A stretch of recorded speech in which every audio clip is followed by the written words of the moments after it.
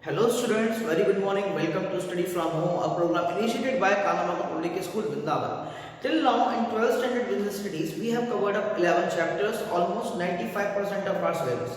The last chapter we are going to start today is the consumer protection. अब consumer protection में मैंने यहाँ पे एक फ्रेज लिखा हुआ है, जागो ग्राहक जागो। अब जागो ग्राहक जागो का मतलब क्या है? जागो ग्राहक जागो was a campaign started by the government of India, जिससे कि कंज्यूमर को उनके अधिकारों के बारे में, उनके राइट के बारे में अवेयर किया जा सके एंड उनको इन्फॉर्म किया जा सके that they should not be exploited because the government is with them, because they have right to ask the question. So this was the motive of this initiative taken by the government of India, Jago Grahak Jago. So now let's talk about what is the meaning of consumer protection. Consumer कौन होता है? Consumer is the person who consume the good. Who consume the good. Who consume the any goods and services जो consume करता है उसको हम बोलते हैं consumer. Protection का मतलब है safety. ठीक है. अब कंज्यूमर प्रोटेक्शन को हम इलैबोरेट कैसे करेंगे? इसको सिंपल सा इलैबोरेट करते हैं हम. Safety of consumer from exploitation of unfair trade practices. यानी अनफेयर ट्रेड प्रैक्टिसेस से कंज्यूमर का जो प्रोटेक्शन है, उसी कॉन्सेप्ट को हम बोलते हैं कंज्यूमर प्रोटेक्शन. अब ऐसा क्यों बोला? देखिए, हमने मार्केटिंग में एक चीज सीखी.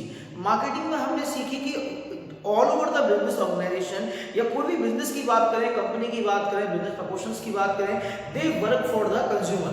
Consumer is the key point of every business, because consumer की डिमांड एंड सप्लाई आपके प्रोडक्शन, आपके प्रॉफिट को इंपैक्ट करती है. अगर कंज्यूमर खुश है तो आप खुश हैं, कंज्यूमर खुश नहीं है तो आप भी खुश नहीं रह सकते. बिकॉज अल्टीमेटली आप प्रोड्यूस किसके लिए कर रहे हैं? आप प्रोड्यूस कर रहे हैं कंज्यूमर के लिए. तो अल्टीमेटली कंज्यूमर को तो आपको खुश रखना ही पड़ेगा. लेकिन होता क्या है, हमारा बिजनेस एक सोशल बेस में काम कर रहा है, जहाँ पे हर तरह के लोग होते हैं और हर तरह के बिजनेस ऑर्गेनाइजेशंस होते हैं. तो गवर्नमेंट की ये ड्यूटी है या कंज्यूमर की ड्यूटी है that they should know about their right, because हम अपनी मेहनत से कमाया हुआ पैसा we spend on commodity that those we want for our use. हम अपने यूज के लिए कमोडिटीज परचेज करते हैं, हम बिजनेस को पैसा देते हैं, तो एटलीस्ट जब तक हम जो अमाउंट दे रहे हैं उसकी वैल्यू हमें ना मिले, तब तक हमें बहुत ज़्यादा सेफ और सिक्योर रहना चाहिए एंड हमें अपने राइट के बारे में जानना चाहिए. So this is the concept of consumer protection, that safety of consumer from exploitation of unfair trade practices. अब unfair trade practices में आपकी बहुत सारी चीजें आती हैं, जैसे कि कोई दुकानदार आपका कम तोल रहा है, कोई एमआरपी पे आपको फिक्स रेट पे सामान दे रहा है, डिस्काउंट नहीं दे रहा है, ठीक है, या किसी ने आपको सामान कम दिया, कहीं किसी पैकेट पे एक्सपायरी डेट नहीं है, कहीं कोई गवर्नमेंट कुछ लीगल लॉस फॉलो नहीं कर रहा है. तो ये सारा का सारा हमारा कंज्यूमर प्रोटेक्शन का पार्ट है, बिकॉज कहीं ना कहीं इससे आपको आपकी मनी वैल्यू की वर्थ नहीं मिल रही. It's all about getting the value of your money. देखो, जो आप पैसा खर्च कर रहे हैं उसकी वैल्यू आपको मिलनी चाहिए. ठीक है. अब कंज्यूमर प्रोटेक्शन इंपॉर्टेंट क्यों है? हम कंज्यूमर प्रोटेक्शन के बारे में बात क्यों कर रहे हैं? हम कंज्यूमर प्रोटेक्शन के बारे में बात इस वजह से कर रहे हैं बिकॉज इंडिया में जो इग्नोरेंट कस्टमर है ना, हम उस इग्नोरेंट को कम करना चाहते हैं. हम कस्टमर इग्नोरेंस को कम करना चाहते हैं. कस्टमर इग्नोरेंस क्यों? इंडिया में क्या है, लोग पार्टिसिपेट नहीं करना चाहते. कोई उनका एक्सप्लॉइटेशन कर रहा है तो वो एक्सप्लॉइट होना चाहते हैं. ठीक है. बहुत सारे लोग तो डर की वजह से आवाज नहीं उठाते, बिकॉज सिस्टम ऐसा है कि यहाँ पर चीजें सॉल्व होते होते देर हो जाती है. लेकिन consumer protection is required to eradicate the problem of customer ignorance, because nowadays is the days of business organization and it is the duty of business organization that they should work in the area of consumer protection, that they should think about their consumer, because consumer are the key factors of the market. Consumer नहीं होगा तो markets नहीं होंगे, markets नहीं होंगे तो business नहीं होगा. बिकॉज अल्टीमेटली प्रोडक्शन का एक गोल होता है, कंज्यूमर डिमांड एंड सप्लाई देते हैं तब जाके कोई गुड या कोई कमोडिटी प्रोड्यूस होती है. तो कंज्यूमर इग्नोरेंस को खत्म करने के लिए हमें चाहिए कंज्यूमर प्रोटेक्शन. सेकंड जो इसमें पॉइंट है, सेकंड पॉइंट क्या कहेंगे? Consumer organisation.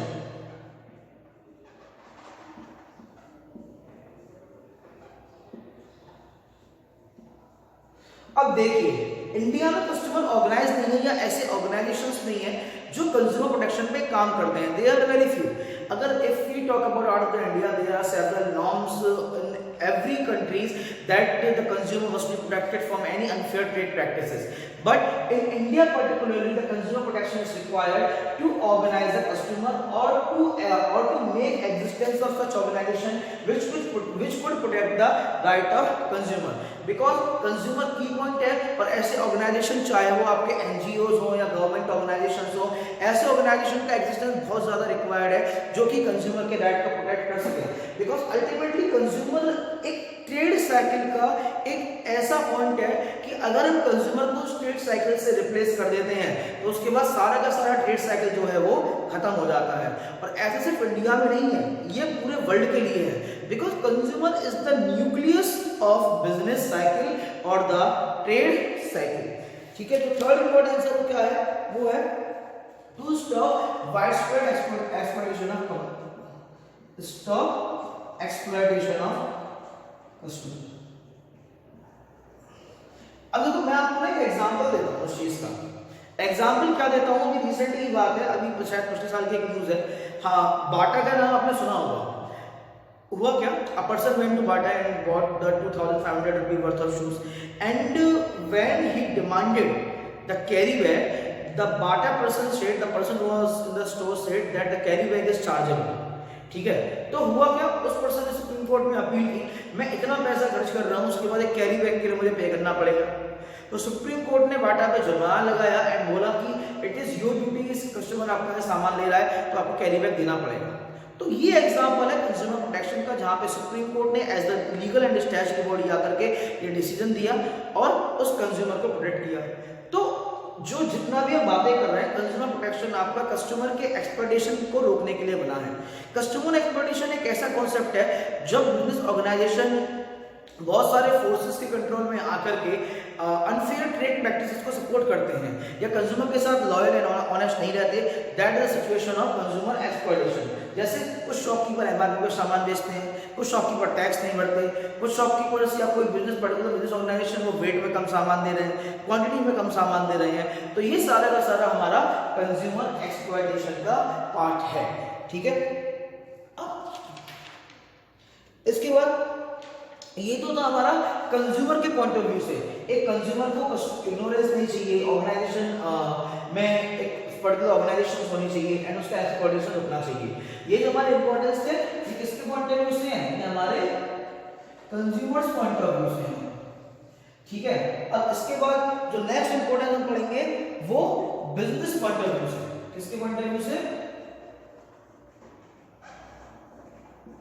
Business point of view, यानी बिजनेस का क्या पॉइंट ऑफ व्यू है regarding the consumer protection. Consumer protection कैसे बिजनेस के लिए हेल्पफुल रहता है, तो सबसे पहले long term interest, the very first is long term interest. देखिए मैंने आपको बताया था 11th में भी 12th में भी कि बिजनेस का जो पहला ऑब्जेक्टिव होता है वो क्या होता है, सर्वाइवल।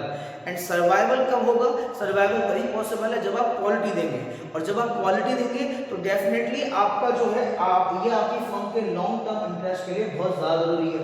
लेकिन आपने सोचा कि I can earn the profit only today not tomorrow, कि मैं तो सारा का सारा प्रॉफिट भैया आज ही कर लूंगा, मुझे कल की जरूरत नहीं है। तो उस केस में it will effect the long term interest, because भाई कस्टमर आपका बिगड़ गया ना भाई साहब, तो समझ लीजिए आपकी फर्म का एग्जिस्टेंस नहीं है। हम बड़ी बड़ी फर्म्स की बात करें, सैमसंग है या एप्पल है, या फिर फूड की बात करें, हल्दीराम से बीकानेर वाला है, ये चल क्यों रहे हैं, बिकॉज ये मनी वर्थ वैल्यू दे रहे हैं अपने प्रोडक्ट की, ये कस्टमर ओरिएंटेड गुड्स बना रहे हैं, कस्टमर सेटिस्फाइड है। कस्टमर सेटिस्फाइड नहीं होगा तो ध्यान रखिए आपके बिजनेस का एग्जिस्टेंस ज्यादा दिनों तक मार्केट में नहीं रह सकता। उसके बाद जो सेकंड पॉइंट है भैया, रिसोर्सेज कहां से लोगे आप, जो कंज्यूमर का मतलब सोसाइटी, कंज्यूमर का मतलब society and house hold. Resources तो सोसाइटी का यूज कर रहे हो, वही कंज्यूमर के घर से कोई आपके यहाँ काम कर रहा है, उसी कंज्यूमर के इकोनॉमिक साइकिल में फंस के आपके यहाँ factor services and factor income के कॉन्सेप्ट बने हुए हैं। तो यानी कि आप अगर कंज्यूमर के रिसोर्सेज यूज कर रहे हैं, आप सोसाइटी के रिसोर्सेज यूज कर रहे हैं, तो इट इज योर ड्यूटी, आप सोसाइटी के लिए ऑनेस्ट रहें एंड उनको एक्सप्लॉइट ना करें, ठीक है। और थर्ड पॉइंट सोशल रिस्पॉन्सिबिलिटी है भैया ये आपकी, it is the social responsibility of every business that consumers must not be exploited, consumer exploited नहीं होने चाहिए, ये बिजनेस की सोशल रिस्पॉन्सिबिलिटी है। हमने 6th क्लास में पढ़ा था कि business doesn't work only for its own responsibility, केवल प्रॉफिटेबिलिटी के लिए काम नहीं करते business are the part of society, तो उनकी सोसाइटी के लिए रिस्पॉन्सिबिलिटी भी होती है and they need to fulfil the social responsibility by providing the fair goods and fair transactions. उनके बिजनेस ट्रांजैक्शन फेयर होने चाहिए, किसी भी गुड्स एंड सर्विसेज में अगर वो डीलिंग कर रहे हैं तो वो गुड्स एंड सर्विसेज में जो डीलिंग्स है वो फेयर होनी चाहिए, उनके ट्रेड फेयर होना चाहिए, उनकी बिजनेस प्रैक्टिसेस फेयर होनी चाहिए, उनका मोड ऑफ पेमेंट फेयर होना चाहिए। तो it's all about being fair because businesses are the part of society. उसके बाद मोरलिटी, मोरल या ethical justification. Ethical justification, ethical क्या होता है? A particular code of conduct. अब देखिए बिजनेस में एथिक्स की बहुत रिक्वायरमेंट होती है। एथिक्स होते क्या है? एथिक्स यानी कि अपना set of rules. Ethics means set of rules that a person make for himself, यानी बिजनेस के अपना कुछ सेट ऑफ रूल्स होते हैं एंड उन सेट ऑफ रूल्स उन मोरालिटी में रह के ही बिजनेस काम करता है। तो बिजनेस को उन मोरल आइडियाज को फुलफिल करने की रिक्वायरमेंट है, अपनी मोरालिटी पर टिके रहने की रिक्वायरमेंट है और कोई भी अनफेयर ट्रेड प्रैक्टिसेस में पार्ट नहीं करने की रिक्वायरमेंट है। 5 देखिए अगर आप कंज्यूमर प्रोटेक्शन करते रहेंगे, आपको कंज्यूमर खुश है आपसे, तो आप गवर्नमेंट के भी कुछ फैक्टर से बचे रहेंगे। बिकॉज गवर्नमेंट, मैंने क्या बताया? मैंने बस यहाँ बताया क्या? जागो ग्राहक जागो। बिकॉज गवर्नमेंट जाग गई है, गवर्नमेंट आपको देख रही है, गवर्नमेंट हम बिजनेस को देख रही है कि if any of the business is doing any unfair trade practices and if the customer is being exploited और नॉट, ठीक है। कस्टमर जहां एक्सप्लॉइट होगा वहां पे गवर्नमेंट इंटरवीन करेंगी and you won't like that, sorry and you won't like that because जहां government का इंटरवेंशन होगा वहीं आपके बिजनेस के लिए प्रॉब्लम्स होनी शुरू हो जाएंगी, ठीक है। And last but not least,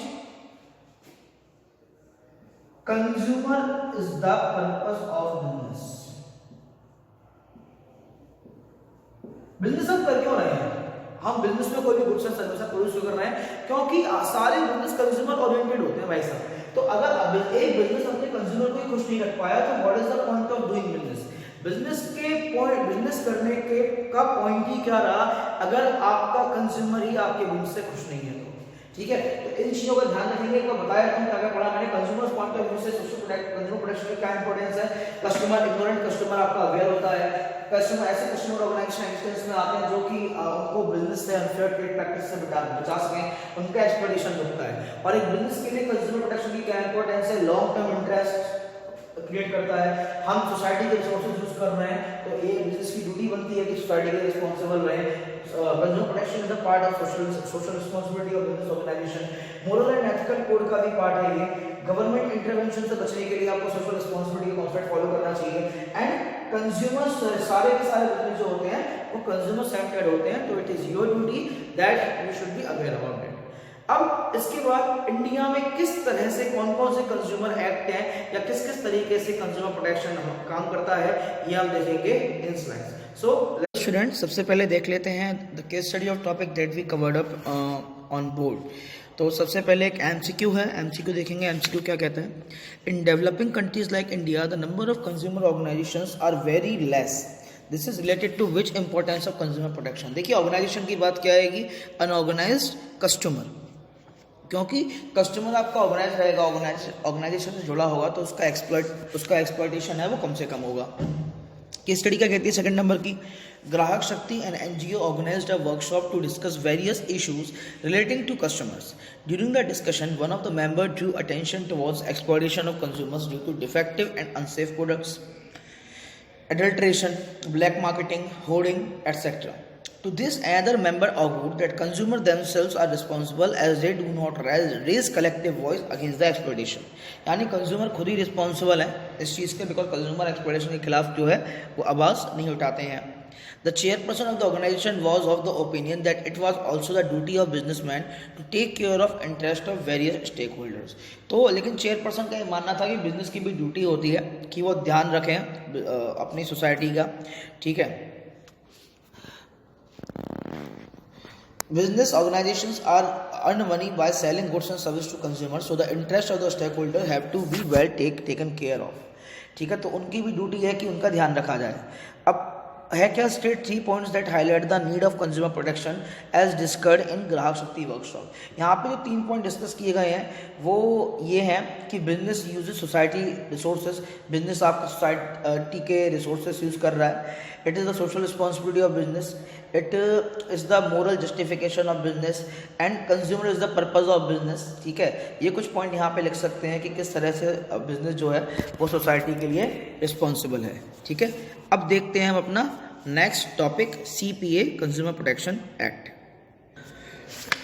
Now we are going to see what are the legal protection that has been provided by the government to Indian customers. So for that the government came up with Consumer Protection Act 1986.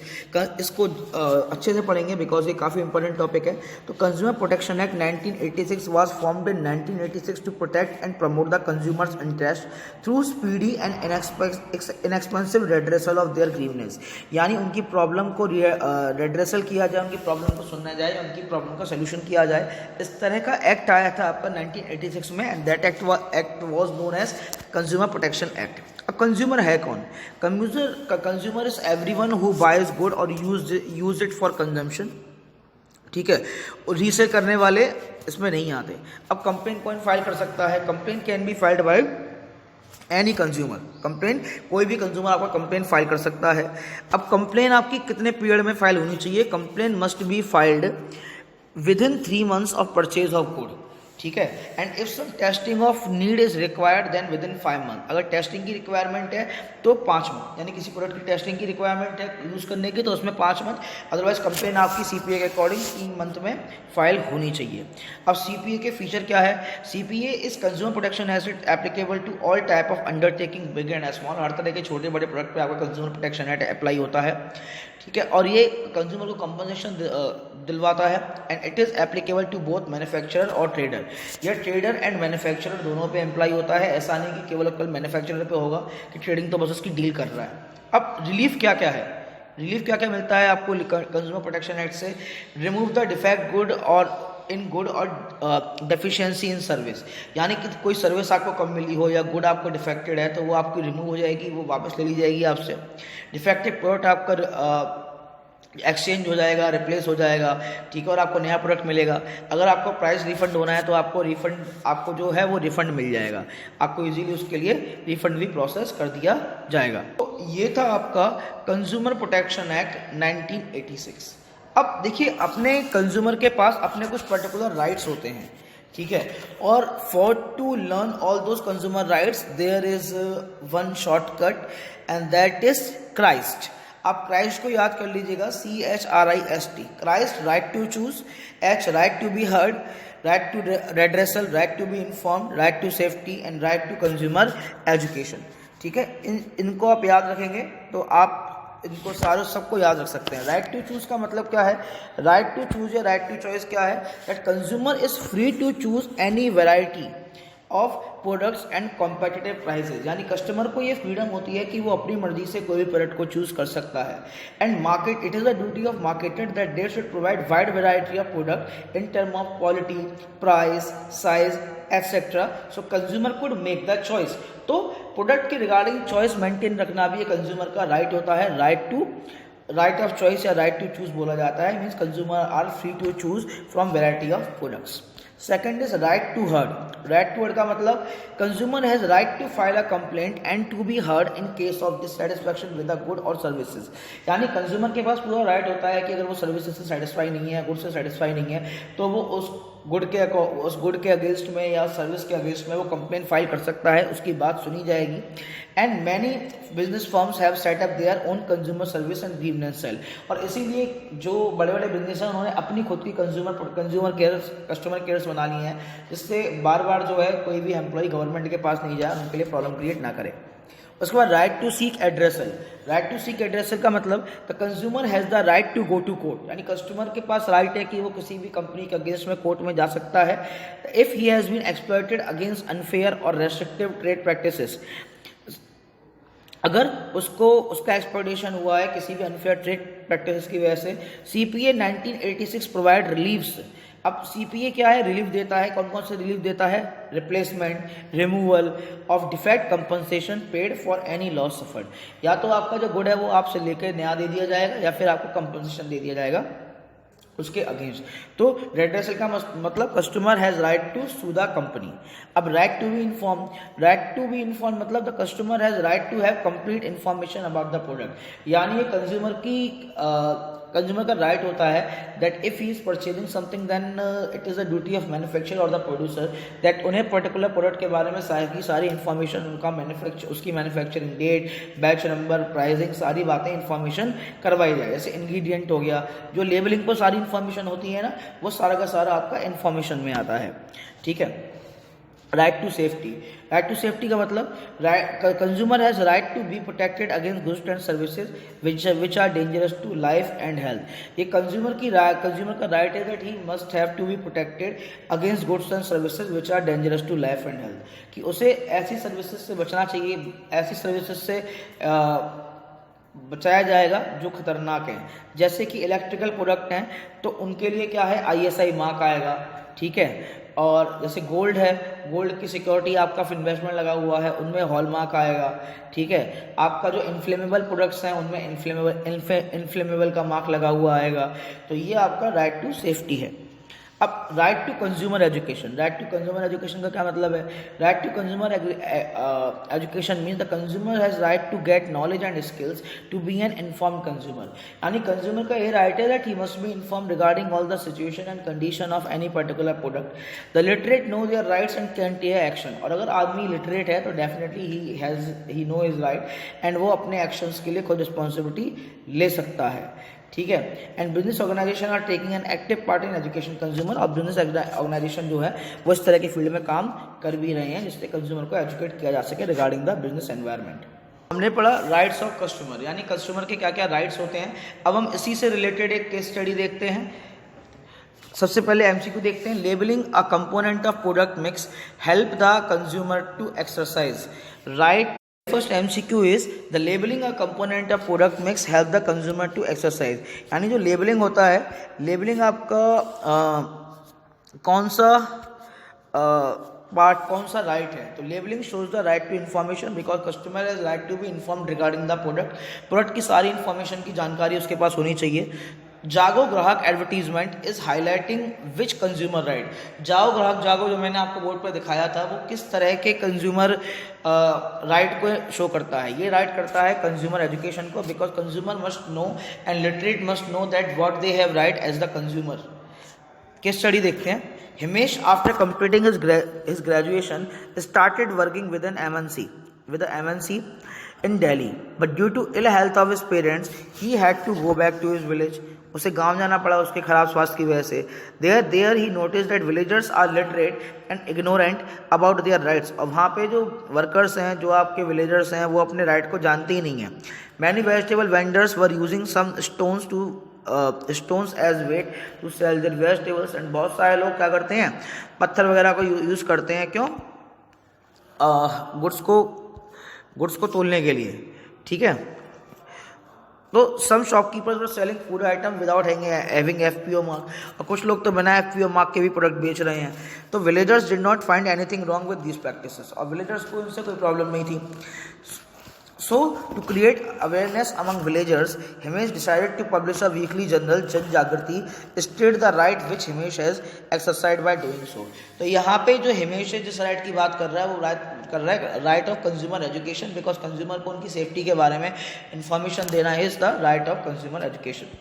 Case study, next case study क्या कहती है। रोनित राज, a marketing manager, is patient of diabetes for which he takes medicine regularly. Rohit Raj diabetes का patient है और जिसके लिए वो regularly medicine लेता है। One day on his tour to Patna, he met with an accident and was hospitalized. और वो क्या था, उसका पटना जाते में एक्सीडेंट हो गया और वो हॉस्पिटलाइज हो गया। Due to doctor's negligence, a delicate nerve of his right leg was cut off. और हुआ क्या, डॉक्टर की कमी की वजह से उसकी एक मेजर नर्व जो है काटनी पड़ी, rendering him crippled through his life, और जिससे वो क्या हो गया, वो पूरी लाइफ के लिए हैंडीकैप हो गया, अपंग हो गया. तो identify the consumer right that has been violated by the doctors under the consumer protection act 1986 in the above situation. यानी यहाँ पे कौन सा राइट आपका वॉयलेट हुआ है. यहाँ पे जो राइट वॉयलेट किया है ये आपका हुआ है right to safety. Right to safety कैसे? Because according to right to safety the consumer have right to be protected against any hazard to life. यानी अगर कोई भी hazardous सिचुएशन है तो उसका प्रोटेक्शन वहाँ पे होना चाहिए. तो ये आपका राइट टू सेफ्टी, चाहे वो हेल्थ हो, प्रॉपर्टी हो. Right to safety protects the consumer from sale और any condition of hazardous services. तो यहाँ पे हाजार्ड यानी वो क्रिपल हो गया, तो यहाँ पे जो सिचुएशन बनी है वो सिचुएशन है आपकी राइट टू सेफ्टी. उसने डॉक्टर ने क्या किया, डॉक्टर ने अपने कंज्यूमर की सेफ्टी का ध्यान नहीं रखा है. अब देखिए, जिस तरह से बिजनेस की रिस्पॉन्सिबिलिटी होती है, कंज्यूमर के राइट होते हैं, वैसे ही कंज्यूमर की अपनी भी रिस्पॉन्सिबिलिटी होती है. कंज्यूमर रिस्पॉन्सिबिलिटी क्या होती है? Consumer must be aware. ठीक है, the consumer must be aware about various goods and services available in the market to make an intelligent and wise decision. जो कंज्यूमर को अवेयर होना चाहिए और अवेयर रह के उसे अपने राइट के बारे में पता हो, एंड वो कॉम्पिटिटिव मार्केट में से अपनी रिक्वायरमेंट के अकॉर्डिंग कंपेयर करके ही कोई भी गुड को परचेज करे. Follow instruction. कंज्यूमर की ड्यूटी होती है कि वो जो लेबल्स पे सारे के सारे इंस्ट्रक्शन दिए गए हैं उनको बहुत इजीली फॉलो किया जाए. मैन्युफैक्चरिंग एंड एक्सपायरी डेट्स को चेक करे, नेट वेट चेक करे, प्राइस चेक करे. ठीक है, प्रोडक्ट्स के संग क्या क्या रिस्क हैं, क्या क्या उसके कॉज हैं, क्या क्या उसके प्रॉन्स हैं, इन सारे रिक्वायरमेंट को चेक किया जाए. उसके बाद it is the duty of customer that they should always ask the authentic and legal cash memo. एक लीगल कैश मेमो की रिक्वायरमेंट होती है, उसको कैश मेमो को हमेशा मांगें जिससे कि जो शॉपकीपर है वो टैक्स नहीं बचा पाए. उसके बाद कंप्लेन, आप कंप्लेन फाइल कर सकते हैं. ये रिस्पॉन्सिबिलिटी होती है कि that if you are being exploited then you will have to file the complain to stop that kind of exploitation with anyone. ठीक है, it is the duty of customer that they should adopt enviro friendly method, they should respect the environment and they should not litter. यानी यहाँ वहाँ चीज़ें नहीं फेंकनी चाहिए और कोशिश करें कि आप ज़्यादा से ज़्यादा इको फ्रेंडली प्रोडक्ट को परचेज करें. ठीक है, और कंज्यूमर्स की ये भी ड्यूटी होती है कि वो ऐसे ऑर्गेनाइजेशन बनाएं जो और कंज्यूमर्स के राइट प्रोटेक्शन के लिए काम करें और कंज्यूमर को रिप्रेजेंट कर सकें. अब quality conscious, consumer must B quality conscious and they should always use standard goods. जैसे कि खाने वाले आइटम्स पे FPO का मार्क हो, ज्वेलरी पे आपका हॉलमार्क का मार्क हो, इलेक्ट्रॉनिक आइटम पे ISI का मार्क हो. अब ये मार्क है क्या? ये मार्क एक्चुअली क्या है मैं आपको बता दूं. These are the mark that indicates quality and different product. अब क्वालिटी को सिग्निफाई करने के लिए गवर्नमेंट ऑफ इंडिया के कुछ पर्टिकुलर मार्क्स होते हैं. ठीक है, वो मार्क क्या क्या डिनोट करते हैं देख लेते हैं. सबसे पहला है egg mark. Egg mark is a logo prescribed by the agriculture marketing department of government. यानी एग्रीकल्चर डिपार्टमेंट को प्रेजेंट कर रहा है आपका एग मार्क. ठीक है, जो आपका agriculture, horticulture, forestry and livestock product, जो भी इस तरह के वर्क पे आपका एग मार्क आता है. The use of this logo ensure the standard of natural and prescribe product. अगर एग मार्क है तो इसका मतलब प्रोडक्ट आपका जो है वो नेचुरल है, प्रिस्क्राइब्ड है. FPO क्या है?